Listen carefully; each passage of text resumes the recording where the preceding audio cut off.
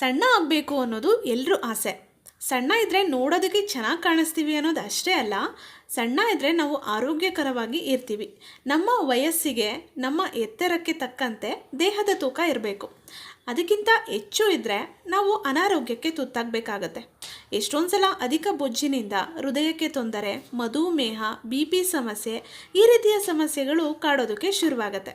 ಅದಕ್ಕೆ ದೇಹದ ತೂಕವನ್ನು ನಮ್ಮ ವಯಸ್ಸಿಗೆ ತಕ್ಕಂತೆ ನಾವು ನಿಯಂತ್ರಣದಲ್ಲಿ ಇಟ್ಕೋಬೇಕು. ಹಾಗಿದ್ರೆ ನಿಯಂತ್ರಣಕ್ಕೆ ಸಿಗದೆ ಹೆಚ್ಚಾಗುವಂತಹ ಈ ತೂಕವನ್ನು ಕಂಟ್ರೋಲ್ ಮಾಡೋದು ಹೇಗೆ?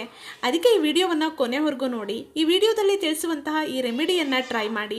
ಇದರಿಂದ ನಿಮ್ಮ ದೇಹದ ತೂಕ ನಿಯಂತ್ರಣಕ್ಕೆ ಬರುತ್ತೆ, ಜೊತೆಗೆ ನಿಮ್ಮ ಆರೋಗ್ಯವನ್ನು ಕೂಡ ಇದು ಕಾಪಾಡುತ್ತೆ. ಅದಕ್ಕೆ ಮೊದಲಿಗೆ ನಾನು ಧನಿಯಾವನ್ನು ತೊಗೊಂಡಿದ್ದೀನಿ. ಧನಿಯಾದಲ್ಲಿ ಉತ್ತಮವಾದ ಪೋಷಕಾಂಶಗಳಿದೆ.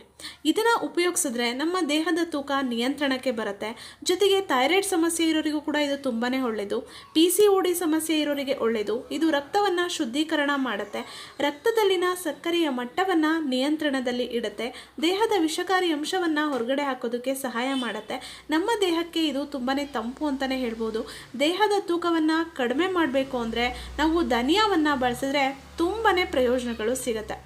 ಅದಕ್ಕೆ ನಾನು ಧನಿಯಾವನ್ನು ತೊಗೊಂಡಿದ್ದೀನಿ. ಇನ್ನು ಥೈರಾಯ್ಡ್ ಸಮಸ್ಯೆಯಿಂದ ದೇಹದ ತೂಕ ಜಾಸ್ತಿ ಆಗ್ತಿರುತ್ತೆ, ಅಂಥವರು ಕೂಡ ಈ ಧನಿಯಾವನ್ನು ಬಳಸೋದ್ರಿಂದ ಥೈರಾಯ್ಡನ್ನು ನಾವು ನಿಯಂತ್ರಣದಲ್ಲಿ, ಥೈರಾಯ್ಡ್ ಗ್ರಂಥಿ ಸರಿಯಾಗಿ ಕೆಲಸ ಮಾಡೋ ರೀತಿ ನಾವು ನೋಡ್ಕೋಬಹುದು. ಧನಿಯಾ ನಮ್ಮ ಥೈರಾಯ್ಡ್ ಆರೋಗ್ಯವನ್ನು ಕಾಪಾಡುತ್ತೆ. ಹಾಗೆ ನಾನು ಸೋಂಪನ್ನ ತೊಗೊಂಡಿದ್ದೀನಿ. ಸೋಂಪಲ್ಲಿ ಉತ್ತಮವಾದ ಪೋಷಕಾಂಶಗಳಿದೆ. ಇದು ನಮ್ಮ ಹೊಟ್ಟೆಯ ಆರೋಗ್ಯವನ್ನು ಕಾಪಾಡುತ್ತೆ. ಅಜೀರ್ಣ ಸಮಸ್ಯೆ, ಗ್ಯಾಸ್ಟ್ರಿಕ್ ಆಗುವಂತಹ ಸಮಸ್ಯೆ, ಈ ರೀತಿಯ ಹೊಟ್ಟೆ ಉಬ್ಬರ ಆಗುವಂಥದ್ದು, ಇದೆಲ್ಲವನ್ನು ನಿವಾರಣೆ ಮಾಡುತ್ತೆ. ಇದು ಕೂಡ ಮಧುಮೇಹಿಗಳಿಗೆ ತುಂಬಾ ಒಳ್ಳೆಯದು. ರಕ್ತದಲ್ಲಿನ ಸಕ್ಕರೆಯ ಮಟ್ಟವನ್ನು ನಿಯಂತ್ರಣದಲ್ಲಿ ಇಡುತ್ತೆ. ದೇಹದ ಕೆಟ್ಟ ಕೊಬ್ಬನ್ನು ಕರಗಿಸೋದಕ್ಕೆ ಈ ಒಂದು ಸೋಂಪು ತುಂಬಾ ಸಹಾಯ ಮಾಡುತ್ತೆ. ನಂತರ ಜೀರಿಗೆಯನ್ನು ತೊಗೊಂಡಿದ್ದೀನಿ. ಜೀರಿಗೆ ಕೂಡ ಅಷ್ಟೇ ನಮ್ಮ ಆರೋಗ್ಯಕ್ಕೆ ತುಂಬಾ ಪ್ರಯೋಜನಕಾರಿ. ಅದರಲ್ಲೂ ದೇಹದ ತೂಕವನ್ನು ಕಡಿಮೆ ಮಾಡ್ಕೋಬೇಕು ಅಂದ ತಕ್ಷಣ ನೆನಪಾಗೋದು ಜೀರಿಗೆ.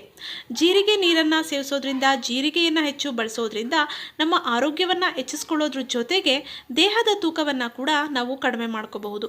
ಹಾಗೆ ಜೀರಿಗೆ, ಧನಿಯಾ ಮತ್ತು ಸೋಂಪು ಪಿತ್ತ ನಿವಾರಣೆ ಮಾಡೋದಕ್ಕೂ ಕೂಡ ತುಂಬ ಸಹಕಾರಿ ಅಂತಲೇ ಹೇಳ್ಬೋದು.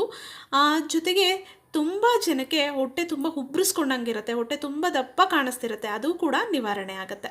ಹಸಿವನ್ನು ನಿಯಂತ್ರಣ ಮಾಡುತ್ತೆ. ಈಗ ಹೇಗೆ ರೆಡಿ ಮಾಡೋದು ನೋಡೋಣ. ಒಂದು ಗ್ಲಾಸ್ನ ತೊಗೊಂಡಿದ್ದೀನಿ. ಅದಕ್ಕೆ 1 ಚಮಚದಷ್ಟು ಧನಿಯಾ ಹಾಕ್ಕೊಂಡಿದ್ದೀನಿ, ಅರ್ಧ ಚಮಚದಷ್ಟು ಸೋಂಪನ್ನು ಹಾಕ್ಕೊಳ್ತಾ ಇದ್ದೀನಿ, ಅರ್ಧ ಚಮಚದಷ್ಟು ಜೀರಿಗೆಯನ್ನು ಹಾಕ್ಕೊಳ್ಳೋಣ.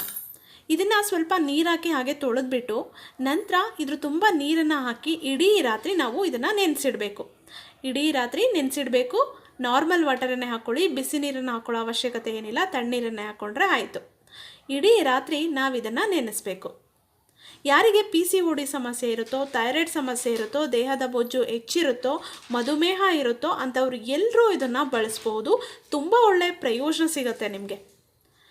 ನೋಡಿ, ಒಂದು ರಾತ್ರಿ ನಾವು ಇದನ್ನು ಒಂದು ಪ್ಲೇಟನ್ನು ಕ್ಲೋಸ್ ಮಾಡಿಬಿಟ್ಟು ನೆನೆಸೋಣ. ನಂತರ ಬೆಳಗ್ಗೆ ಎದ್ದ ತಕ್ಷಣ ನಾವು ಒಂದು ಪಾತ್ರೆಯಲ್ಲಿ ಇದನ್ನು ಹಾಕಿಬಿಟ್ಟು ನಾವು ಇದನ್ನು ಒಂದು 5 ನಿಮಿಷಗಳ ಕಾಲ ಸಣ್ಣ ಉರಿಯಲ್ಲೇ ಕುದಿಸ್ಕೊಬೇಕು. 5 ನಿಮಿಷಗಳ ಕಾಲ ಇದನ್ನು ಕುದಿಸ್ಕೊಬೇಕು. ಅಂದರೆ ನಿಮಗೆ ನೋಡ್ಕೊಳ್ಳಿ, ಕುಡಿಯೋದಕ್ಕೆ ಎಷ್ಟು ಬೇಕೋ ಅಷ್ಟು ನೀರನ್ನು ನೀವು ಹಾಕ್ಕೊಳ್ಳಿ. ಎಷ್ಟು ದೊಡ್ಡ ಲೋಟದಲ್ಲಿ ಕುಡಿತೀರಾ, ಚಿಕ್ಕ ಲೋಟದಲ್ಲಿ ಕುಡಿತೀರಾ, ಅಷ್ಟು ಅದಕ್ಕೆ ತಕ್ಕಂಥ ನೀರನ್ನು ಹಾಕ್ಕೊಂಡು ನೀವು ಇದನ್ನು ಕುದಿಸ್ಕೊಳ್ಳಿ. 5 ನಿಮಿಷ ಇದನ್ನು ಸಣ್ಣ ಉರಿಯಲ್ಲೇ ಕುದಿಸ್ಕೊಳ್ಳಿ. ತುಂಬ ಒಳ್ಳೆಯ ಡ್ರಿಂಕು. ತುಂಬ ಜನಕ್ಕೆ ಥೈರಾಯ್ಡ್ ಸಮಸ್ಯೆ ಇರುತ್ತೆ, ಥೈರಾಯ್ಡ್ ಮಾತ್ರೆಗಳನ್ನು ತುಂಬ ಹೈ ಡೋಸೇಜ್ ತೊಗೊಳ್ತಿರ್ತಾರೆ. ಅಂಥವರು ನಿಮ್ಮ ಒಂದು ಡೋಸೇಜನ್ನು ಕಡಿಮೆ ಮಾಡ್ಕೊಳ್ಬೇಕು, ಮಾತ್ರೆ ಡೋಸೇಜನ್ನು ಕಡಿಮೆ ಮಾಡ್ಕೊಳ್ಬೇಕು ಅಂತಂದರೆ ಈ ರೀತಿ ಡ್ರಿಂಕನ್ನು ಕುಡಿಯೋದ್ರಿಂದ ಮಾತ್ರೆಯನ್ನು ನೀವು ರೆಡ್ಯೂಸ್ ಮಾಡ್ಕೊಳ್ತಾ ಬರ್ಬೋದು, ಡೋಸೇಜನ್ನು ರೆಡ್ಯೂಸ್ ಮಾಡ್ಕೊಳ್ತಾ ಬರ್ಬೋದು. 5 ನಿಮಿಷ ಕುದಿಸಿದ ನಂತರ ನೀವು ಇದು ತಣ್ಣಗಾದ್ಮೇಲೆ ಸ್ವಲ್ಪ ಬೆಚ್ಚಗಿರಲಿ, ಸ್ವಲ್ಪ ನಿಂಬೆಹಣ್ಣಿನ ರಸವನ್ನು ಹಾಕ್ಕೊಳ್ಳಿ. ಇದು ಆಪ್ಷನಲ್ಲು, ಬೇಕಿದ್ರೆ ಹಾಕ್ಕೊಳ್ಳಿ, ಇಲ್ಲಾಂದರೆ ಸ್ಕಿಪ್ ಮಾಡಿ. ಕೆಲವ್ರು ನಿಂಬೆಹಣ್ಣು ಅಡ್ಜಸ್ಟ್ ಆಗಲ್ಲ ಅಂತ ಹೇಳ್ತೀರಾ, ಅಂಥವ್ರು ಇದನ್ನು ಸ್ಕಿಪ್ ಮಾಡ್ಕೊಳ್ಳಿ. ನಿಂಬೆಹಣ್ಣು ಕೂಡ ನಮ್ಮ ದೇಹದ ತೂಕವನ್ನು ಕಡಿಮೆ ಮಾಡೋದಕ್ಕೆ ತುಂಬಾ ಸಹಕಾರಿ, ಅದನ್ನು ನಾನು ಹೇಳಬೇಕಾಗಿಲ್ಲ. ಬಟ್ ಕೆಲವ್ರಿಗೆ ಅಡ್ಜಸ್ಟ್ ಆಗಲ್ಲ ಅಂತ ಹೇಳ್ತೀರಾ, ಅಂಥವರು ಅದನ್ನು ಸ್ಕಿಪ್ ಮಾಡ್ಕೊಳ್ಳಿ.